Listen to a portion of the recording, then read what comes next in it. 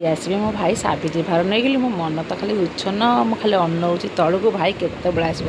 ଖାଲି ତଳ ଉପରେ ଲାଷ୍ଟ ମନ ବୁଝିଲାନି, ଯାଇକି ଦାଣ୍ଡ ଦୁଆରେ ଠିଆ ହେଇପଡ଼ିଲି।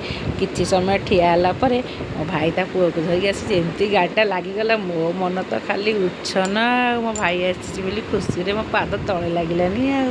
ତାଙ୍କୁ ଦୁଇ ଜଣଙ୍କୁ ଟିକେ ଥଣ୍ଡା ଦେଇଦେଲି, ଆଉ କିଛି ସ୍ନାକ୍ସ ଜଳଖିଆ ଖାଇବାକୁ ଦେଇଦେଲା ପରେ କେମିତି ସେ ବ୍ୟାଗ୍ଟା ଖୋଲିବି ଆଉ କ'ଣ ଦେଇଛନ୍ତି ଦେଖିବି ବୋଲି ମୋ ମନ ଖାଲି ଉଚ୍ଛନ୍ନ। ଦୁଇଟା ବ୍ୟାଗ୍ ମୋର ଆସିଛି, ଗୋଟେ ଆମ ଘରୁ ଆଉ ଗୋଟେ ଆମ ଖୁଡ଼ି ଘରୁ। ପ୍ରଥମେ ଆମ ବ୍ୟାଗ୍ଟା ଖୋଲିଲି, ଭାଉଜ ଗୋଟେ ଦେଇଛନ୍ତି କଟନ୍ ଲୁଗା ଆଉ ଗୋଟେ ଶାଢ଼ୀ ରଜ ସାବିତ୍ରୀ ପାଇଁକା, ଆଉ ଷ୍ଟେସନାରୀ ଜିନିଷ ଏତେ ଜିନିଷ ଦେଇଛନ୍ତି। ମୁଁ ଦେଖିକି ପୁରା ଖୁସିରେ କହିଲେ ଗଦଗଦ ହେବାର ଅଛି। ବିରି ଚାଉଳ ମୁଗଠୁ ଧରିକି ସବୁ ଶାଗ ମିଶିରି ଓଗରେ ସବୁ ଜିନିଷ ଦେଇଛନ୍ତି। ଏମିତିକି ସେ ମାନେ ଗୋଟା ମୁଗ ଫାଳ ମୁଗ ଖୁଡ଼ି ମଧ୍ୟ ବହୁତ ଜିନିଷ ଦେଇଛନ୍ତି। ଆଉ ଦୁଇ ଜଣ ସାଙ୍ଗ ଏତେ ସୁନ୍ଦର ସୁନ୍ଦର ଲୁଗା ଦେଇଛନ୍ତି, ମୋର ବହୁତ ପସନ୍ଦ ହେଲା ଦୁଇ ଜଣଙ୍କ ଲୁଗା। ଏତେ ସାରା ଜିନିଷ ଦେଇକି ବି ପୁଣି 700 ଟଙ୍କା ଦେଇଛନ୍ତି। ଖୁଡ଼ି ଦେଇଛନ୍ତି 200 ଟଙ୍କା ଫଳମୂଳ ପାଇଁ, ଆଉ ଭାଇ ଦେଇଗଲେ 500 ଟଙ୍କା। ଆଉ ସକାଳୁ ସକାଳୁ ବାପା ପୁଅ ଘରକୁ ପଳେଇଲେ। ହଉ